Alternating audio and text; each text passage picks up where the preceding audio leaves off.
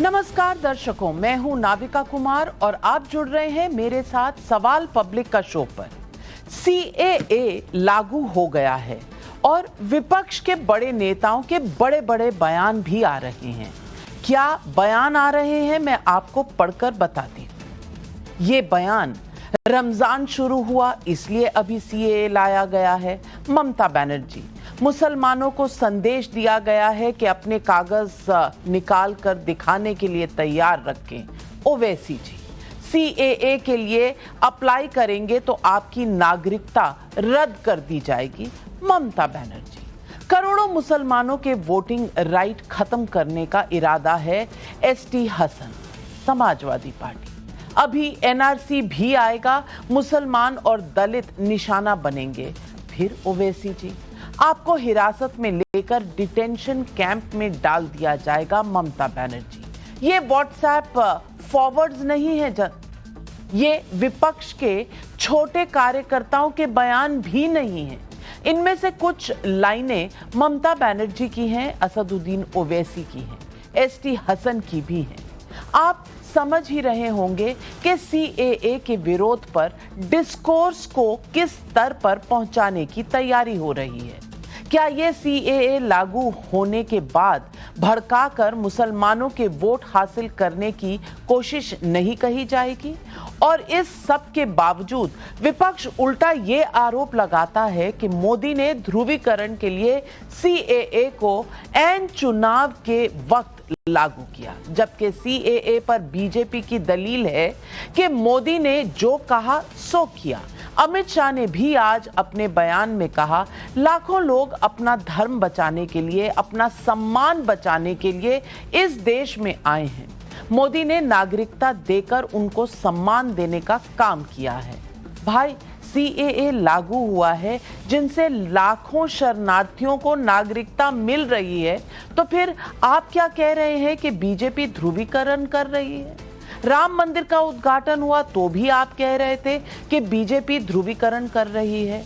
जब 3 तलाक कानून पास हुआ तब भी यही कहा गया था कि बीजेपी ध्रुवीकरण कर रही है, जबकि इनमें से हर एक मुद्दा ऐसा है जिसका बीजेपी ने वादा किया था और अब निभाया है। कोर्ट की मंजूरी, संसद की मंजूरी के बाद फिर भी आप कह रहे हैं कि ये ध्रुवीकरण है। कम से कम 3 मुख्यमंत्रियों ममता बनर्जी, एमके स्टालिन और पिनरी विजयन ने कहा है कि सीएए अपने अपने राज्य में लागू नहीं करेंगे। अरे भैया, नागरिकता देना तो भारत सरकार का काम है। भारत में नागरिकता राज्यों की नहीं होती। फिर क्या ऐसा ऐलान वोट बैंक को भरमाने की कोशिश नहीं है? आखिर मोदी शाह सीएए ध्रुवीकरण के लिए लाए या देश के लिए लाए? ये ही है आज सवाल पब्लिक का।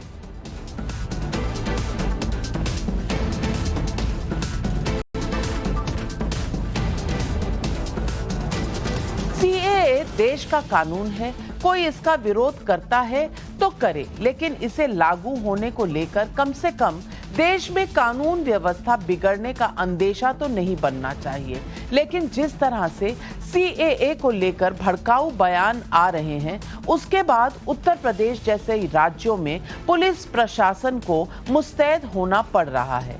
दिल्ली में जामिया इस्लामिया के विरोध प्रदर्शन की तस्वीरें भी आई हैं।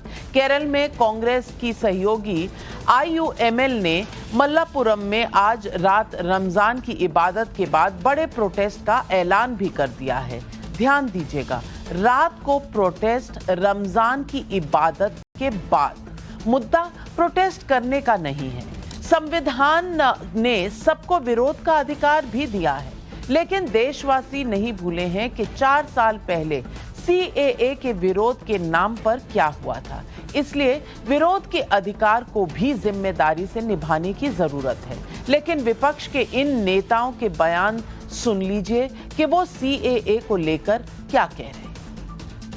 সবটাই বেআইনি ডিক্লেয়ার হয়ে যাবে, আপনাদের কোনো অধিকার থাকবে না। এটা অধিকার কারার খেলা। আপনাদের সব নাগরিকত্ব ক্যান্সেল করে দিয়ে, সব অধিকার ক্যান্সেল করে দিয়ে, এটা এনআরসির সাথে কানেক্টেড মনে রাখবেন। আপনাদের ডিটেনশন ক্যাম্পে নিয়ে চলে যাওয়া হবে। ইচ্ছা করেই কালকের দিনটা বেছে নেওয়া হয়েছে, কারণ কালকে থেকে রমজান মাস শুরু হয়েছে, এটা আমরা বুঝি। বিজেপির খেলা হচ্ছে হিন্দুতে হিন্দুতে ভাগ করে দেওয়া, মুসলিমে মুসলিমে ভাগ করে দেওয়া। हम ये बताना चाह रहे हैं कि CAA एक्ट को सिर्फ आप CAA से मत देखिए, इसको आपको NPR से और NRC से जोड़कर देखना पड़ेगा। और जब वो होगा तो जाहिर है उसमें सबसे ज्यादा निशाना बनेंगे मुसलमान, दलित, आदिवासी और गरीब लोग। अब मैं मेरे दादा का बर्थ सर्टिफिकेट लेकर आऊं क्योंकि मेरा रिलीजन इस्लाम है, अब मैं फिरते रहूं तो फायदा किसका होगा? रद्दी वाले का ही फायदा होगा ना। अब जाहिर है सब सारी दुनिया को मालूम कि कल तरावी की नमाज शुरू हो रही है, रमजान का महीना शुरू हो रहा, तो आप लोग एक मैसेज देना चाहते थे भारत की सबसे बड़ी माइनॉरिटी को जो 17 करोड़ की है कि अब आप लोग कागज निकालने की तैयारी करिए। बीजेपी का हमेशा अगर निशाना रहा है तो मुसलमान रहा है। CAA में भी अगर आप देखें तो चुन के सिर्फ मुसलमानों को निशाना बनाया है। अभी तक तो लग रहा था कि बीजेपी वाले 400 सीटों का दावा कर रहे थे। बीजेपी वाले ये कह रहे थे कि अब राम मंदिर के बाद वो हार ही नहीं सकते, लेकिन कहीं ना कहीं शायद उनको लग रहा है कि उनकी जो पोजीशन है वो कमज़ोर है और इलेक्शन से पहले उन्होंने इस मुल्क के मुसलमानों को रमज़ान का तोहफा दिया। अब नागरिकता इनकी कंफर्म होने के बाद नेक्स्ट स्टेप NRC है। इनका इरादा करोड़ों करोड़ों मुसलमानों के वोटिंग राइट्स को ख़त्म करने का है NRC के थ्रू। जब आगे जो भी ये करें तो आपको तो मालूम ही है कि सरकार किस रास्ते पे चल रही है। यहां ध्यान दीजिएगा कि CAA के तहत उन्हीं लोगों को नागरिकता मिल रही है जो 31 दिसंबर 2014 तक भारत के अंदर आ चुके थे। इनमें से बड़ी तादाद में ऐसे हैं जो पाकिस्तान, बांग्लादेश और अफगानिस्तान से धार्मिक प्रताड़ना के बाद दशकों पहले ही भारत आ चुके थे। कई लोग तो आजादी के बाद ही भारत आए थे, वो भारत का हिस्सा हैं, उन्हें बस नागरिकता हासिल नहीं थी। इसलिए CAA ऐसे लाखों लोगों के लिए उम्मीद का वो सूरज है जो उन्हें भारतीय नागरिक होने का गौरव और सम्मान दिलाता है। इसलिए कल ये फैसला होने के बाद शरणार्थी कैंपों में जश्न मनाने की तस्वीरें भी सामने आई। इसलिए जब विपक्ष ने CAA को लेकर बीजेपी को टारगेट करना शुरू किया है तो जवाब में अमित शाह ने आज क्या कहा, आप जरूर सुनिए। हमने कहा था हम CAA लाएंगे। नरेंद्र मोदी जी ने हिंदू, बौद्ध, जैन, इस सारे सिख, इस सारे लोगों को नागरिकता देकर उनका सम्मान करने का काम नरेंद्र मोदी जी ने किया। कल से इस देश में आया हुआ हर एक शरणार्थी मेरे और आपके जितना ही अधिकारी है इस देश पर, ये अधिकार हमने इनको दिया है। कांग्रेस ने इसका भी विरोध किया। तो आज पब्लिक पूछ रही है सवाल। पब्लिक का सवाल नंबर 1, ममता और ओवैसी जैसे नेता CAA लागू होने का विरोध कर रहे हैं या मुसलमानों को भड़का रहे हैं? CAA पर मोदी ने जो कहा सो किया, क्या फिर भी बीजेपी की टाइमिंग चुनावी है? CAA के विरोध के पीछे ओवैसी जैसे नेताओं को रोहिंग्या घुसपैठियों का दर्द सता रहा है? यही है आज सवाल पब्लिक का। और इन सवालों के जवाब देने के लिए आज हमारे साथ जुड़ रहे हैं बीजेपी के राष्ट्रीय प्रवक्ता और सीनियर एडवोकेट गौरव भाटिया। अवनीजेश अवस्थी जी राजनीतिक विशेषज्ञ मेरे साथ स्टूडियो में हैं। लोकेश जिंदल कांग्रेस के लीडर हमारे साथ जुड़ रहे हैं। बादल देवनाथ पॉलिटिकल एनालिस्ट हैं, तृणमूल कांग्रेस को सपोर्ट करते हैं। असीम बकार साहब AIMIM के प्रवक्ता हैं। अनुराग भदौरिया समाजवादी पार्टी के प्रवक्ता भी हमारे साथ जुड़ रहे हैं। मैं सबसे पहले गौरव भाटिया जी आपसे पूछना चाहती हूँ, आप पर बहुत बड़ा इल्जाम लगाया है। असदुद्दीन ओवैसी ने भी, ममता बनर्जी ने भी। ममता बनर्जी का कहना है कि आपने चुनकर मौका देखा है रमजान का और यही आपका ध्रुवीकरण का फॉर्मूला है। और ओवैसी साहब का कहना है सीए आया है, अब मुसलमानों को रमजान के महीने में आपने वार्निंग दे दी है कि कागज निकालने का समय आ चुका है।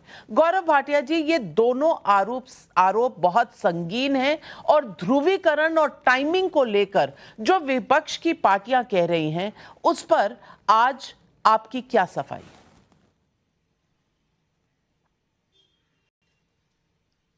नाविका जी, देखिए, एक बात स्पष्ट हो गई है कि श्री नरेंद्र मोदी जी के नेतृत्व में ये देश आगे बढ़ रहा है और नरेंद्र मोदी जी संविधान का पालन करते हैं। सबसे प्रमुख बिंदु, मैं आपके सवालों का उत्तर दूं उससे पहले ये कहना चाहूंगा, क्योंकि सारे दर्शक, करोड़ों दर्शक आपके चैनल और आपके कार्यक्रम को देखते हैं, सीएए के जो रूल्स आए हैं ये नागरिकता देते हैं, किसी भी व्यक्ति की नागरिकता लेते नहीं हैं, पहली बात। दूसरी बात, ये लोग सीएए को जानबूझ के एनआरसी से जोड़ के रायता फैला के नफरत फैलाना, भारत के लोगों को लड़ाना और देश को जलाना, ये इनका काम है। तो मैं ये भी स्पष्ट कर दूं, सीएए अलग कानून है। जहां 3 देश जो हैं वहां अगर कोई माइनॉरिटी, अल्पसंख्यक प्रताड़ित किया जाता है, 6 धर्म के लोग हैं, तो उनको नागरिकता देने की बात है। आपने कहा इल्जाम लगाया जा रहा है ओवैसी और ममता बनर्जी द्वारा, तो ये वही बात हो गई कि इल्जाम लगाए कि देखो तुम ईमानदार नहीं हो। अरे ममता बनर्जी वो हैं जो मुख्यमंत्री हैं, उन्होंने संविधान की शपथ ली है कि मैं संविधान की रक्षा करूंगी, और वो कहती हैं ये कानून लागू नहीं होगा। अगर संविधान पढ़ा होता और कुरान थोड़ी कम पढ़ती तो उन्हें पता होता ये किसी भी प्रदेश सरकार का अधिकार नहीं है। दूसरी बात, ममता बनर्जी ने कहा था कि अगर सीए लागू हुआ तो देश में गृह युद्ध हो जाएगा। इससे पहले ओवैसी ने जब ये कानून संसद के पटल पर आया तो चर्चा नहीं करी। नाविका जी, मैं याद दिलाता हूं, उन्होंने इस कानून को फाड़ के फेंक दिया था। ये क्या दिखाता है? ये दिखाता है ओवैसी बैरिस्टर नहीं है, शरियस्टर है। शरिया कानून जानते हैं वो, संविधान का नहीं। और मैं इसीलिए आज कहूंगा, जो हुआ है नागरिक स्वागत कर रहे हैं उसका, और हमने मानवता के साथ हमेशा खड़े रहना स्वीकार किया है। भारत आज भी मानवता के साथ खड़ा है और हमेशा खड़ा रहेगा। मैं पूछना चाहती हूं असीम वकार साहब से। असीम वकार साहब, ओवैसी जी ने तो जैसे युद्ध का बिगुल ही बजा दिया है। अब वो कह रहे हैं मुसलमानों को अपने कागज निकालने की तैयारी करने का ये एक बिगुल बजा है। मैं पूछना चाहती हूं, मुसलमानों को भड़काने का काम करके ध्रुवीकरण कौन कर रहा है? मुझे ये बताइए कि पार्टीशन के समय, देश का जब विभाजन हुआ था, तब के समय की जो आश्वासन थे उसे 75 साल बाद पूरा किया जा रहा है, उसको लेकर दिक्कत क्या है? और ये माइनॉरिटीज का जो हक था तब का, और आप जानते हैं पाकिस्तान में क्या हाल हुआ है, क्या हश्र हुआ है माइनॉरिटीज का। 95% मंदिर गिरा दिए गए हैं। लगभग अब 13 मंदिर वहां रह गए हैं, बाकी या तो मस्जिद बन चुकी हैं या कमर्शियल कॉम्प्लेक्स बन चुके हैं। अब वहां के लोगों को जो शरणार्थी बनकर यहां आए हैं, चाहे वो बांग्लादेश से हो, अफगानिस्तान से हो, पाकिस्तान से हो, ये पार्टीशन के वक्त के वायदे को पूरे करने में मुसलमानों को भड़काने की जरूरत क्या है? ध्रुवीकरण की जरूरत क्या है? क्योंकि आरोप ध्रुवीकरण का आप भी लगाती है, उल्टा जो आप उन पर लगाते हैं। देखिए, सबसे पहली बात तो आप पाकिस्तान की मिसाल क्यों देती हैं? आप दुबई की मिसाल क्यों नहीं देती हैं, यूएई की? मतलब एक ब्रिलियंट आदमी से मुझे उम्मीद ये है कि वो तरक्की याफ्ता मुल्कों का नाम लेगा या अफ्रीका और कांगो, जिम्बाब्वे का नाम लेगा। अगर हम कभी मिलान आपको मिलाना हो किसी राष्ट्राध्यक्ष का दूसरे राष्ट्राध्यक्ष से, तो अगर मुझसे कहिएगा तो मैं मोदी जी का मिलान जो है वो मिलाऊंगा बिल क्लिंटन से, जॉर्ज बुश से, मोहम्मद बिन सलमान से। लेकिन अगर कोई आदमी कम अकल होगा तो वो मोदी जी का मिलान जाके मिला देगा वो कांगो वालों से। अच्छाई की तरफ क्यों नहीं देखते हैं आप लोग? मेरा सिर्फ इतना सा कहना यह है कि क्या अच्छाई की तरफ देखना गुनाह होता है? दूसरी बात, इतने साल हुकूमत के हो गए, इतने दिन से आप बिल लेके आ रहे थे, रमजान के एक दिन पहले ही ये बिल लाने का और चुनाव के जब आचार संहिता लगने जा रही है उसके हफ्ता 10 दिन पहले लाने का कौन सा तुक बनता है? आपने कहा ओवैसी साहब पोलराइजेशन कर रहे हैं। आपने ये क्यों नहीं कहा कि मोदी जी और अमित शाह साहब हिंदू वोटों को एकजुट करने के लिए, एक मंच पे लाने के लिए, पोलराइज करने के लिए इस तरह कानून लेकर आ रहे हैं? भाई आप चुनाव में जा रहे हैं, आपने 10 साल हुकूमत की है, आप तीसरा चुनाव लड़ने जा रहे हैं, आपको कम से कम अपनी उपलब्धियों के ऊपर जाकर चुनाव लड़ना चाहिए था। नहीं लड़ रहे हैं आप। मैं कुछ कहना चाहता हूं। आप तो हिंदू मुस्लिम में चुनाव लड़ रहे हैं। देखिए असीम वकार साहब, वैसे मुझे लगता है कि आप ध्यान नहीं दे रहे। प्रधानमंत्री पिछले 1 महीने से उद्घाटन कर रहे हैं, अपने कामों की गिनती बता रहे हैं, देश कहां था, कहां से कहां आया है, ये सब उपलब्धियां वो बता रहे हैं। प्रॉब्लम यह है कि आप सुन नहीं रहे। और जो पोलराइजेशन की आप बात कर रहे हैं, मैंने इल्जाम नहीं लगाया, वो बीजेपी आप पर लगा रही है। तीसरी बात, आप कह रहे हैं कि दुबई जैसे देश से क्यों ना कंपेयर किए।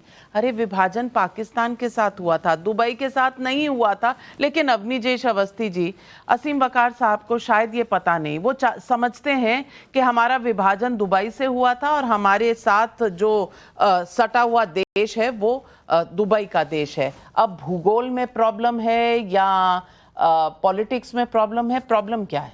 नहीं, हम वहाँ के अरब देशों का भी देखते हैं, वहाँ मंदिर बन रहे हैं, इसलिए उनको भी देखते हैं हम। जहाँ तोड़े जा रहे हैं वहाँ की बात करते हैं कि वहाँ नहीं तोड़े जाने चाहिए, जहाँ बन रहे हैं वहाँ हम कहते हैं कि बहुत अच्छी बात है। वहाँ के अल्पसंख्यकों के अपने पूजा स्थल का, अपने पूजा करने का, उपासना करने का एक स्थान दिया जा रहा है।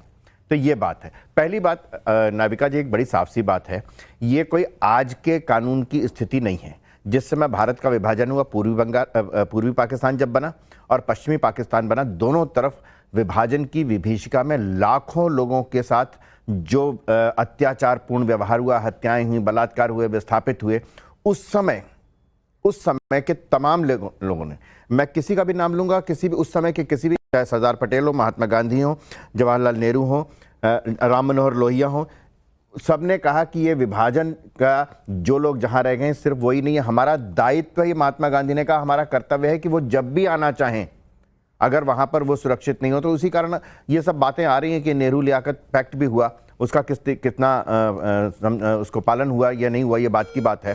तो उसके कारण वो है लेकिन तब तक ही नहीं हुआ। मनमोहन सिंह ने पत्र लिखा, यहां तक कि प्रकाश करात ने भी पत्र लिखा कि बांग्लादेश में जो वहां पर जो अल्पसंख्यक हैं उनको उनके सुरक्षा की चिंता करनी चाहिए, उनको भारत की नागरिकता दी जानी चाहिए। ये सिर्फ बीजेपी और संघ का कोई एजेंडा नहीं है। ये असीम वकार साहब, प्लीज आप मत इसमें भड़काइए। आपको थोड़े से हो सकता है 2-4% वोट मिल जाएं, लेकिन इससे वास्तव में देश के उन लाखों मुसलमानों का जिनके भीतर एक भय आप पैदा करना चाहते हैं, उनका भला कर रहे हैं या बुरा कर रहे हैं? आप कहते हैं ना पाकिस्तान से तुलना मत करिए। अरे कौन करेगा पाकिस्तान से तुलना? पाकिस्तान वाले खुद हम कह रहे हैं कि हमें भारत जैसा होना चाहिए, मोदी जैसा चाहिए। वहां के सुप्रीम कोर्ट कहता है कि यहां पर हिंदू लड़कियां, 1000 हिंदू लड़कियां पर ईयर उनका अपहरण होता है, धर्मांतरण होता है। अगर वहां से जिस तरीके से इस तरीके का व्यवहार होता है, जिस तरीके से बांग्लादेश में हिंदू मंदिर तोड़े जाते हैं, जिस तरीके से श्री गुरु ग्रंथ साहब का स्वरूप को लेकर के अफगानिस्तान से आना पड़ा, आपको नहीं लगता सबसे ज्यादा सिखों के साथ दिक्कत है? पाकिस्तान में सबसे ज्यादा सिखों को दिक्कत है और बांग्लादेश में सबसे ज्यादा बंगाली हिंदुओं को दिक्कत है, जिस तरीके से मां सरस्वती पूजा के दिन। तो यही सवाल मैं बादल देवनाथ जी से पूछना चाहूंगी। बादल देवनाथ जी, ये सीएए के कानून में ऐसा कौन सा प्रोविजन है जिसकी वजह से ये कह रही हैं ममता बनर्जी कि आपको डिटेंशन कैंप में ले जाया जाएगा? ये भय क्यों पैदा किया जा रहा है? क्योंकि यहां तो नागरिकता देने की बात है, लेने की बात है नहीं, और ऊपर से यहां पर जो रह रहे हैं उनको देने जाने के लिए उनके लिए एक पोर्टल खोल दिया गया है। अब ममता बनर्जी ऐसा क्यों कह रही हैं कि आपको डिटेंशन कैंप में लिया जाएगा रमजान के महीने में? अरे दुर्गा पूजा में आता तो क्या आप सपोर्ट कर देते? Good evening madam. उससे पहले मैं आपको कहना चाहता हूँ, ये सीए एनआरसी का शुरुआत है। कैसे, मैं आपको बता रहा हूँ। उससे पहले एक लाइन कहना चाहता हूँ। आसाम में जो हुआ था, 19 लाख लोगों को विदेशी घोषित किया गया, उसमें हिंदू बंगाली 14.5 लाख, हिंदू बंगाली मुस्लिम 6.5 लाख, 6 लाख, 19 लाख लोगों को विदेशी घोषित किया गया क्योंकि उनके पास डॉक्यूमेंट्स नहीं है। एनआरसी में लिया, उनमें 3,000 3,500 लोगों को डिटेंशन कैंप लिया था। मैं खुद गया था आसाम में, वहां पर ना पानी मिलता था, ना लैट्रिन है, ना खाने का कुछ है। 54 लोग मर गए डिटेंशन कैंप में और कई सारे लोग आत्महत्या किया था। दूसरा बात है मैडम, 1947 के बाद जो लोग इस देश में है वो देश के नागरिक नहीं है, या 1947 से पहले जो लोग था हजारों साल से देश का नागरिक नहीं है। तीसरा बात है मैडम, जो लोग आज मान लीजिए सेंट्रल गवर्नमेंट का पोर्टल में अप्लाई करेगा, अप्लाई करने के बाद उसको क्या क्या डॉक्यूमेंट देना पड़ेगा, मान लीजिए Aadhaar card, voter card, PAN card, जो भी कुछ देना पड़ेगा पेमेंट। उसके बाद उसको कब तक मिलेगा? जो नोटिफिकेशन जारी किया गया उसमें कहीं पर लिखा नहीं है आपको 10 दिन, 1 हफ्ता, 1 साल, 2 साल, 10 साल के अंदर आपको सिटीजन का सर्टिफिकेट आपको मिलेगा। मैं आपको कह रहा हूं, जब तक सर्टिफिकेट नहीं मिलेगा तब तक इन लोगों को क्या कहना जाएगा? फॉरेनर और इंडियन, विदेशी या भारतीय क्या कहा जाएगा? चौथा बात है मैडम, चौथा बात है, जो लोग देश के अंदर आया हुआ है, देश के अंदर जो सुविधा मिल रहा है, राशन, स्वास्थ्य साथी कार्ड, हेल्थ का सुविधा, टिकट का सुविधा, रेलवे आरोप हम पे लगते हैं। बिल्कुल, आपने सवाल उठाए पर ये नहीं बताया आपको दर्द किसका हो रहा है। रमजान, अगर आपको दर्द है कि जिनको सिटीजनशिप दी जाएगी उनका क्या होगा, तो उसमें रमजान का क्या कनेक्शन है? इसीलिए डिटेंशन सेंटर का क्या कनेक्शन है? इसीलिए गौरव भाटिया जी, ये जो सवाल उठाए जा रहे हैं, ममता बनर्जी का इन स्टेटमेंट से कुछ भी लेना देना है जब वो कहती हैं कि रमजान के महीने में और डिटेंशन कैंप्स का जो डर पैदा कर रही हैं, उनका इन सवालों से कुछ लेना देना है? बादल जी, अब आप जवाब सुन लीजिए। गौरव भाटिया जी, सबके फेडर डाउन। गौरव भाटिया जी। नाविका जी, अगले 1.5-2 मिनट में आप देखेंगी मैं इनकी याददाश्त को तरोताजा करूंगा, क्योंकि ममता बनर्जी और ये आधुनिक राजनीति के गजनी हैं। और दूसरा, एक विधिक परीक्षा आपके यहाँ पाठशाला होती है, मैं भी दूंगा। सबसे पहले मैं इनको फिर से कहूंगा, सीए और एनआरसी का फर्क आपको पता नहीं है और यहां पे आप चर्चा करने आ गए हैं। अभी अजनीजेश जी कुछ कह रहे थे, वो कह रहे थे कोई बड़ा लीडर अगर इस पे स्पष्टीकरण दे। तो आज ही की बात है, श्री अमित शाह जी ने बिल्कुल स्पष्ट वक्तव्य दिया है कि इससे किसी की नागरिकता जाएगी नहीं। देखिए, मैं आपको याद दिलाता हूं, मैंने क्यों कहा कि गजनी है ये। आपको मालूम है कि घुसपैठिए पश्चिम बंगाल में आते जा रहे हैं और वहां पे डेमोग्राफी पूरी चेंज हो गई है। ये किसने कहा था? गुस्से में संसद के पटल पर फाइल उठा के स्पीकर महोदय पे फेंकी थी। उस नेता का नाम ममता बनर्जी है और आज ये यहां पे आके ज्ञान दे रहे हैं। दूसरी बात, असम की करी आपने, शांत हो जाइए, शांत। असम की जो बात करी नाविका जी, इनको ये भी नहीं पता है असम में जो गिनती हो रही है वो सर्वोच्च न्यायालय के आदेश के तहत हो रही है और उनकी निगरानी में हो रही है। तो क्या ममता बनर्जी जंगल राज चाहती हैं? सर्वोच्च न्यायालय ने कहा कि वहां पे एनआरसी की गिनती होगी, तो ममता बनर्जी सर्वोच्च न्यायालय को भी नहीं मानेंगी। तीसरी बड़ी बात, मैं आज ये पूछना चाहूंगा, सीए का कानून 2019 में आया नाविका जी, आज करीब 4.5 साल हो गए हैं। कितने भारतीय मुसलमान नागरिक हैं भारत के जिनकी नागरिकता गई है?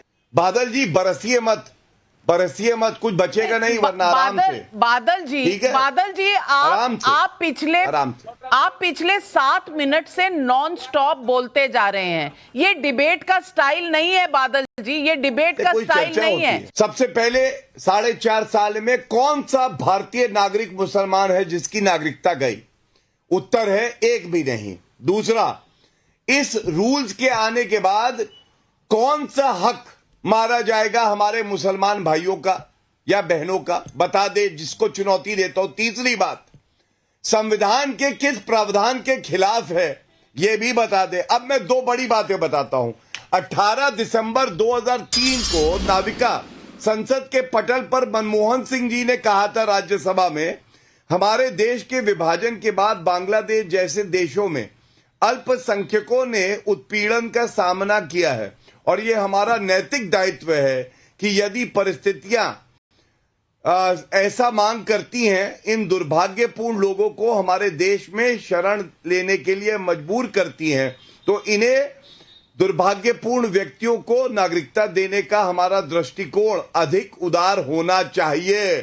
अब ये बताइए, ये तो मनमोहन सिंह जी कह रहे थे, अब आप कर नहीं पाए और हमने अपने मैनिफेस्टो में लिखा कि हम ये करेंगे। जनता ने हमें वोट किया, हम वादा खिलाफी करते नहीं हैं, हमने लागू कर दिया, अब छाती पीट रहे हैं। अब बताइए किसकी राजनीति बेहतर है, किसकी विश्वसनीयता बेहतर है? नाविका जी धन्यवाद। लोकेश जिंदल, नेहरू का प्रॉमिस आज पूरा हो रहा है। बीच में आपको पहले ही बताया, प्रकाश करात हो या अशोक गहलोत हो या डॉक्टर मनमोहन सिंह हो, सबने चिट्ठियां लिखकर मांगा ये कानून ताकि शरणार्थियों के साथ इंसाफ हो सके। आज ऐसा क्या हुआ? आपको टाइमिंग में दिक्कत थी, वो 4 साल पहले भी थी, आज भी है। ध्रुवीकरण का जो आपका आरोप था वो पहले भी था, आज भी है। ध्रुवीकरण कहां से हो गया जब किसी को कुछ नहीं छेड़ता, शरणार्थियों को सिर्फ नागरिक बनाता है? तो ध्रुवीकरण कहां से हो गया? आज देश की जनता को समझा तो दीजिए। जी नमस्कार नाविका जी, आपने 3 बहुत अहम शब्दों का उपयोग किया, भारतीय, शरणार्थी और न्याय। पहले मैं भारतीय शब्द पर आ जाता हूँ। देखिए, जो हमारे संविधान की प्रस्तावना है, हमारा प्रियम्बल है, वो शुरुआत करता है we the people of India. अभी हाल ही में केटी देसाई मेमोरियल में हमारे चीफ जस्टिस चंद्रचूड़ साहब का एक लेक्चर था, जहां पर उन्होंने कहा कि समय के साथ साथ ये जो हम है, वी है, इसको ब्रॉड हो जाना चाहिए, इसका जो स्कोप है वो और ज्यादा वाइड होना चाहिए, इंक्लूसिव होना चाहिए और लोगों को शामिल करना चाहिए। लेकिन वास्तविकता में क्या हो रहा है? वास्तविकता में हम देखते हैं कि इस वी में जैसे मुसलमानों को हटा दिया जा रहा है, उसका एक स्वरूप है सिटीजनशिप अमेंडमेंट एक्ट। इस एक्ट में कोई भी व्यक्ति जो शरणार्थी है, मुसलमानों को छोड़कर उसे जो है एक स्पेशल प्रावधान के तहत नागरिकता दे दी जाएगी। तो क्या ये कानून केवल शरणार्थियों के लिए है? अगर है तो उसमें मुसलमान शरणार्थी क्यों नहीं हो सकता? अदनान सामी जी ने भी तो भारत की नागरिकता ली है, तो क्या वो मुसलमान होने से शरणार्थी नहीं रहता? क्या वो न्याय के लायक नहीं रहता? हमारे संविधान में आर्टिकल 14 जो है, जो सभी लोगों को इक्वालिटी देता है, इर्रिस्पेक्टिव कि वो नागरिक हो या ना हो, तो क्या ये इसका उल्लंघन नहीं है? मुद्दा केवल ये है कि क्या हम वास्तविकता में शरणार्थियों के न्याय की बात कर रहे हैं, भारतीयता की बात? लोकेश जिंदल जी, आप बहुत पढ़े लिखे इंसान हैं, इसीलिए मुझे कभी कभी लगता है कि या तो आप मासूम बन रहे हैं और या फिर आप पढ़ना नहीं चाहते। सिटीजनशिप एक्ट जो है उसमें मुसलमानों को है प्रोविजन, वो आ सकते हैं, उनके लिए रूल है और मिलता भी रहा है उनको, बल्कि इसके डेटा भी अवेलेबल है। मैं आपको बता दूं, लगभग 20,000 लोगों को मिला है, 4 लाख बांग्लादेशियों को मिला है। आप बात क्या कर रहे हैं? लेकिन सीएए कानून जो पार्टीशन का लेफ्ट ओवर है, उसको लेकर अगर बात करी जा रही है तो आप देश को गुमराह क्यों कर रहे हैं? और अनुराग भदौरिया जी, मेरा सवाल सिर्फ इतना है, रमजान के महीने का जो कनेक्शन है उससे ध्रुवीकरण कौन कर रहा है? क्योंकि रमजान के महीना हो या 4 साल पहले की बात हो, आप हर समय से ही आपको प्रॉब्लम होती रहे, और आप नाम लगा देते हैं कि बीजेपी ध्रुवीकरण कर रहा है। और जब डर का माहौल बनाया जाता है कि अरे अब तो रमजान हुआ था, अब कागज निकालो, अब मुसलमानों को कागज दिखाने पड़ेंगे, माइनॉरिटीज के साथ ये हो जाएगा वो हो जाएगा, तो ये डर का माहौल बिना बात के जो क्रिएट करना है, क्या ये विपक्ष ध्रुवीकरण नहीं कर रहा? नाविका जी नमस्कार। सवाल पब्लिक का है कि जो सरकार 2014 में कह रही थी कि 100 दिन के अंदर में स्विस बैंक से काला धन हमारे देश में आ जाएगा, काला धन तो आया नहीं हमारे देश के अंदर में। जिन्होंने किस लोगों ने कितना चंदा पार्टी फंड में दिया राजनीतिक पार्टियों को, वो एसबीआई बैंक से नहीं पता लगा पाई तो काला धन कैसे लाएगी? मैं पूछना चाहता हूं, लाखों लोग यहां से देश की नागरिकता छोड़ के चले गए, उनकी नागरिकता हम क्यों नहीं बचा पाए? और हमारे देश के लोग आज बाहर रोजगार खोजने जा रहे हैं, क्यों? और आप देखिए कि किस तरह से अब दूसरे देशों में, चाहे अमेरिका हो या दूसरे देशों में, हमारे देश के लोग किस तरह से अवैध रूप से घुस रहे हैं, क्यों? रोजगार पाने के लिए ना। तो मेरा सवाल सीधा सा सरकार से है, सरकार ये बताए कि अभी तो हमारे एक पहले वाले प्रवक्ता कह रहे थे कि भाई यहाँ पे जो हमारे सिख समुदाय हैं उनका वहां सम्मान नहीं हो रहा है, तो आप अपने यहाँ सिख समुदाय को तो खालिस्तानी पाकिस्तानी बता देते हैं जब वो धरने पे बैठते हैं, तब आप अपने लोगों का सम्मान कब कर पा रहे हैं? हम पहले से ही यहाँ पे अपने लोगों को तो रोजगार दे नहीं पा रहे हैं, तो क्या आप दूसरे लोगों को जो आप लाएंगे उनको भी रोजगार देने की गारंटी ले लेंगे क्या? पहले अपने लोगों का तो पेट भर लो ना। उनको तो आपने 80 करोड़ लोगों को लाइन में लगा दिया है कि हम उनका आटा चावल दाल 5 किलो से पेट भर रहे हो। अब बताओ और लोगों को लाके भी उनको भी सबको लाइन में लगाना चाहते हो? कमाल की बात है भैया। इसके मतलब क्या हो गया पता आपको? आपने सारी कोशिश कर ली। आपने कहा सबसे पहले कि प्रभु राम को आप राजनीति में लेके उनका इस्तेमाल करना चाहा, उनके नाम को आप कर नहीं पाए, जनता ने आपको अलाउ नहीं किया। उसके बाद आपने यहां क्या किया कि सरकारी एजेंसियों का दुरुपयोग करने की कोशिश की, तब भी जनता आपके साथ नहीं आई। आपने नेता तोड़े, पार्टियां तोड़ी, तब भी जनता आपके साथ नहीं आई। आपने हर हथकंडे अपना लिए, जनता ने आपका साथ छोड़ दिया। इसलिए आप लास्ट मोमेंट पे चुनाव अब डिक्लेयर होने वाला है, आप सीए लेके आए, लेकिन जनता फिर भी आपके साथ नहीं जाएगी। जनता अपने मुद्दों पे है। चलिए आप तो निश्चिंत हो जाइए कि जनता ने मन बना लिया है और बीजेपी जा रही है, तो आप तो निश्चिंत हो जाइए, आपको डरने की तो कोई बात ही नहीं है। दूसरी बात ये जो आप बार बार कह रहे हैं, आप बाहर से लोगों को ले आएंगे, खाने को कैसे देंगे, नौकरी कैसे देंगे? अरे भैया बाहर से कोई नहीं आ रहा। 2014 से पहले ये लोग यहां आ चुके हैं, आपके हमारे अपने बन चुके हैं, रह रहे हैं, बस उनको नागरिकता का सम्मान नहीं मिला था, वो दिया जा रहा है। लेकिन ये बात या तो आप समझना चाह नहीं रहे या फिर आपके दिमाग में कोई खुराफाती आइडिया है। और गौरव भाटिया जी, मैं आपसे पूछना चाहूंगी, ये खुराफात है या ये बात समझ में कम आ रही है विपक्षी दलों को? आज इसका पर्दाफाश जरूर कर दीजिए। 30 सेकंड। भारतीय जनता पार्टी के आपने क्या बोला?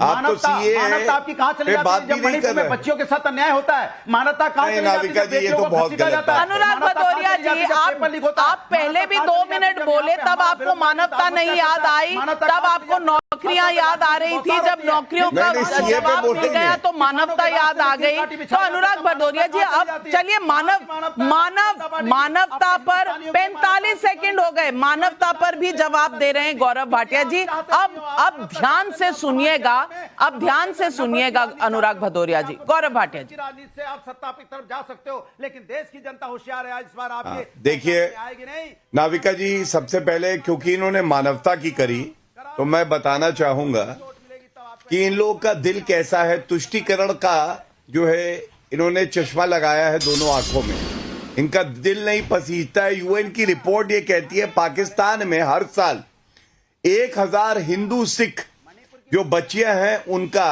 जबरन धर्मांतरण होता है।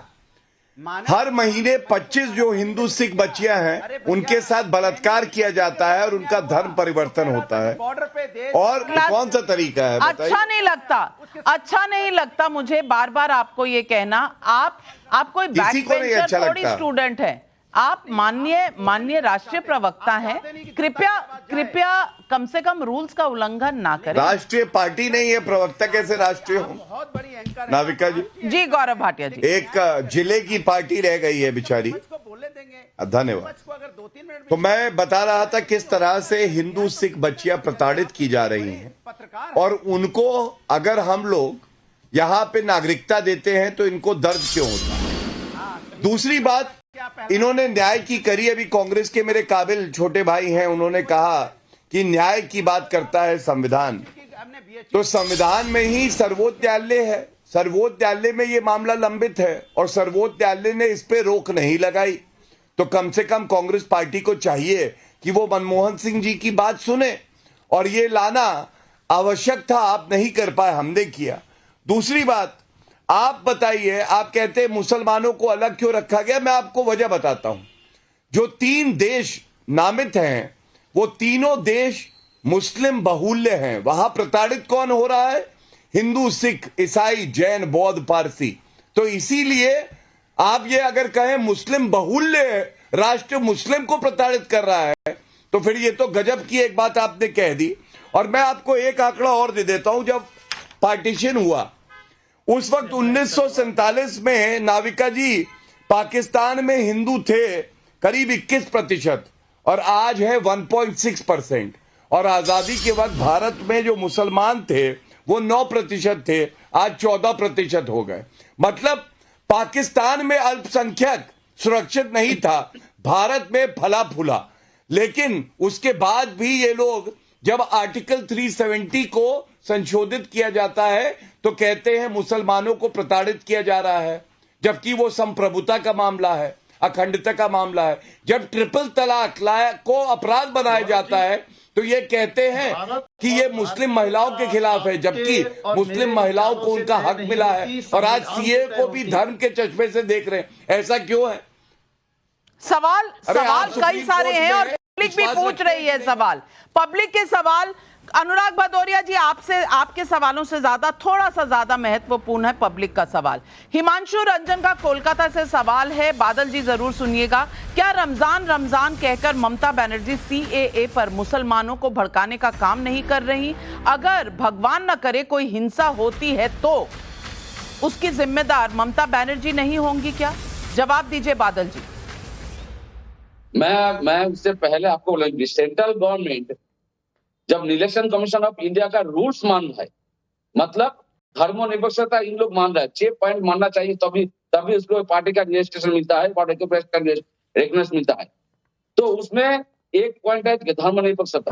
तो आप रमजान के एक दिन पहले और चुनाव से एक हफ्ता पहले, चुनाव अभी डिक्लेयर नहीं हुआ, लेकिन एक हफ्ते के बाद तो डिक्लेयर हो जाएगा। लेकिन डिक्लेयर के पहले कैसे हो गई? जो सिटीजन एक्ट के बारे में आपने दिया, इसका मतलब क्या है मैडम? चुनाव तो अभी घोषित वही सवाल पूछूंगा, पता चल गया जो रमजान से पहले नहीं, रमजान का इससे क्या लेना देना? मैडम बादल कॉन्ट्रडिक्ट कर रहे हो तुम कि जो देश और संविधान धर्मनिरपेक्ष है वो अपनी नीतियां रमजान के हिसाब से नहीं तय कर सकता कि कल से रमजान है, क्योंकि भारत का संविधान धर्मनिरपेक्ष है, इसलिए वो रमजान को देख करके अपने निर्णयों को विलंबित नहीं कर सकता है। आप खुद अपने आप को काट रहे हो, ये बात पहली बात। दूसरी बात, बादल सुन लो, छोटी सी बात सुन लो। आपने एक बार भी जवाब नहीं दिया कि ममता बनर्जी ने संसद में जो पेपर फेंके थे सोमनाथ चटर्जी पर, उसके बारे में कुछ तो बता दो, एक बार तो बोल दो उसके बारे में कि गलत किया था उन्होंने। तब भी बांग्लादेशी घुसपैठियों को लेकर उन्होंने मुद्दा उठाया था, 2005 की बात है, और इसी बात पर लोकसभा से रिजाइन भी किया था। लेकिन आज दूसरी तरफ की बात कर रही हैं। अब असीम वकार जी, जितेंद्र सिंह का प्रयागराज से सवाल है। ओवैसी जी बताएं कि ये कानून मुसलमानों के खिलाफ कैसे है? अफवाह मत फैलाइए, ये जनता कह रही है, जवाब दीजिए। अब जितेंद्र सिंह जी पूरे हिंदुस्तान में कह रहे हैं कि आरक्षण खत्म कर दो, दलितों का आरक्षण नहीं देना चाहिए, बैकवर्ड का आरक्षण खत्म कर दो। अभी जब किसानों ने आंदोलन किया तो यही जितेंद्र सिंह जी और उनकी बिरादरी पूरी उनको कहने लगी ये खालिस्तानी है। अब वो वैसी सब सवाल पूछने के लायक हैं। आप किसी दर्शक के बारे में ऐसा नहीं बोल सकते। असीम वकार जी, आप और मैं दोनों जितेंद्र सिंह को नहीं जानते हैं, लेकिन आप और उनकी बिरादरी आप कैसे एक नाम से जान गए? मैं पूछना चाहती हूं, ये जनमानस का निरादर नहीं है? मैं आपसे पूछ रहा हूं कि जो लोग आरक्षण के खिलाफ हैं, जो लोग चाहते हैं दलितों का आरक्षण खत्म कर दिया जाए, मैं आपसे पूछ रहा हूँ लोग का मतलब क्या है? आज हम नहीं, एक पर्टिकुलर व्यक्ति का सवाल है, यहाँ पर नाम है उसका। अरे सुनिए, मैं नहीं, सैयद असीम वकार, आप यहाँ पर कोई किसी कम्युनिटी को रिप्रेजेंट करता हुआ सवाल नहीं है, ये समझ गए? ये व्यक्ति का सवाल है, ये नेशनल न्यूज चैनल है। एक व्यक्ति ने सवाल किया, उस व्यक्ति के आधार पर मैं सैयद असीम वकार आपके आधार पे, अंतरराष्ट्रीय मैं आपके आधार पर पूरे मुसलमानों को नहीं लेता हूं, क्योंकि हिंदुस्तान का मुसलमान जिस तरीके से धर्मनिरपेक्ष है और भारत के प्रति निष्ठा है, मुझे बात तो करने दो भाई, मैं आपके कहने पर मुसलमानों को क्वेश्चन मार्क नहीं करता हूं, मैं समझ गए ना? आप एक व्यक्ति के आधार पर जितेंद्र सिंह का सवाल आपसे इतना है कि मुसलमानों के खिलाफ ये कानून कैसे है, समझा दीजिए कि ये कैसे है कानून मुसलमानों के खिलाफ। बहुत सिंपल सवाल है। अरे भाई, मेरी बात का जवाब तो मुझे देने दीजिए। हाँ, मुझे जवाब ही नहीं देने दे रहे हैं आप लोग। नहीं, आप दीजिए। देखिए, नाथूराम गोडसे का समर्थन करने वाले लोग और जिन लोगों ने अंग्रेजों का समर्थन किया कि नहीं, आजादी नहीं चाहिए, अंग्रेजों का राज ठीक है, उनका समर्थन करने वाले लोगों से आप नैतिकता की उम्मीद कर रही हैं? आप जितेंद्र सिंह के सवाल का जवाब कतई नहीं दे रहे। इसका मतलब सिंह को जानते हैं आप? इसका मतलब आपके पास इस सवाल का जवाब है ही नहीं। असीम वकार साहब, इस सवाल का जवाब है ही नहीं कि ये मुसलमानों के खिलाफ नहीं है। आपको मैंने 3 बार मौका दिया, लेकिन आपके पास जवाब नहीं है। जितेंद्र सिंह जी, मुझे लगता है आपको आपका सवाल का जवाब मिल गया। फरहान का हैदराबाद से सवाल है, और ये गौरव भाटिया जी आपके लिए है। क्या ये बीजेपी का डबल स्टैंडर्ड नहीं? रोहिंग्या भी प्रताड़ित हैं और पाकिस्तान बांग्लादेश के शरणार्थी भी प्रताड़ित हैं, फिर बीजेपी इन दोनों मुद्दों को अलग अलग चश्मे से क्यों देख रही है? गौरव भाटिया जी। देखिए, घुसपैठिए और शरणार्थी में बहुत फर्क होता है। यहाँ पे हम धार्मिक आधार पर जब प्रताड़ित किए जाते हैं उसकी बात कर रहे हैं, और ये जो रोहिंग्या घुस जाते हैं, जब हमने देखा आजाद मैदान पर जो अमर जवान ज्योति थी उसको लात से मारते हैं, वो लोग हमारे देश के लिए क्या भावना रखेंगे? सर्वोच्च न्यायालय ने क्यों एनआरसी के लिए कहा? इसीलिए कहा कि ये लोग घुस के भारत की अखंडता के लिए खतरा है, 1, 2 जो हमारी संस्कृति है उसको बदलते हैं, 3 जो नौकरी हमारे भारतीय नागरिकों को मिलनी चाहिए ये लोग छीन लेते हैं। अब आप मुझे बताइए, अगर इस पे कार्रवाई हो रही है तो किसी भी भारतीय को दिक्कत क्यों है? बल्कि भारतीय तो खुश है, हर्षोल्लास और जश्न मना रहे हैं। और हमारी ये नीति थी, हमारे मैनिफेस्टो में ये था, हम उसका पालन कर रहे हैं। प्राण जाए पर वचन न जाए, और वचन दिया है तो वो पूरा होगा। और सबसे बड़ा सवाल और सबसे महत्वपूर्ण सवाल पूछ रहे हैं अमनप्रीत पठानकोट से, और इनका सवाल यह है कि देश के बहुत सारे सिख परिवार विभाजन का दर्द समझते हैं। सीएए तो उनके जख्मों पर मरहम लगाने का जरिया है, फिर ऐसी वोट बैंक पॉलिटिक्स क्यों हो रही है? ये सवाल अमनप्रीत का है। लोकेश जिंदल जी, अब इसका जवाब दीजिए। और क्या इसका जवाब यही नहीं है क्योंकि यहाँ वोट बैंक आ जाता है, क्योंकि यहां पर तृणमूल कांग्रेस बंगाल में 70% मुस्लिम वोट बंगाल में तृणमूल कांग्रेस को जाता है। कांग्रेस को पूरे देश में 30% मुस्लिम वोट जाता है। आरजेडी को 77% मुस्लिम वोट जाता है बिहार में। कांग्रेस और डीएमके को 74% मुस्लिम वोट जाता है। समाजवादी पार्टी बीएसपी को 73% मुस्लिम वोट उत्तर प्रदेश में जाता है, और झारखंड में 78% जेएमएम और कांग्रेस को जाता है मुस्लिम्स का वोट। इसीलिए उल्टा कहो, सीधा कहो, गलत कहो, भ्रमात्मक चीजें कहो, बस मुस्लिम वोट बैंक को खुश रखो। क्या यही फॉर्मूला है आपका? लोकेश जिंदल जी, 30 सेकंड। नाविका जी, बहुत अच्छा सवाल किया मेरे भाई ने। मैं उनसे केवल ये कहना चाहूंगा, अगर वाकई में सरकार इसे मलहम की तरह लागू करती तो 4.5 साल ना लगाती, 9 बार एक्सटेंशन ना देती, और केवल नियम जो पहले जैसे ही हैं उन्हें लागू करने के लिए चुनाव का इंतजार नहीं करती। तो जो सरकार की करनी है और जो सरकार की कथनी है, दोनों में जमीन आसमान का फर्क है मेरे भाई। तो मैं यही कहना चाहूंगा एक छोटा कि सवाल, आधार जो है पहले हो और जाना जिस चाहिए तरह था। से आप ये कह रहे हैं कि सीए जो आज हुआ है ये 10 साल पहले हो जाना चाहिए था। उपयोग और प्रयोग किया जा नहीं नहीं, तब भी बगावत थी, आज भी बगावत है। इसका मतलब देर हुई है लेकिन कानून सही है। नहीं नहीं, तब भी बगावत थी, आज भी बगावत है। नुक्स निकालने की आदत सी हो गई है। ये नहीं देखना कि कितनों का भला हो रहा है, बस ये भ्रम पैदा करना है कि इसके आगे क्या हो सकता है। जब यही हो फितरत तो क्या करेगा कोई भी कानून, क्या करेगा कोई भी समय सही समय होगा? ये सवाल और इसका जवाब आज जनता विपक्ष से पूछ रही है।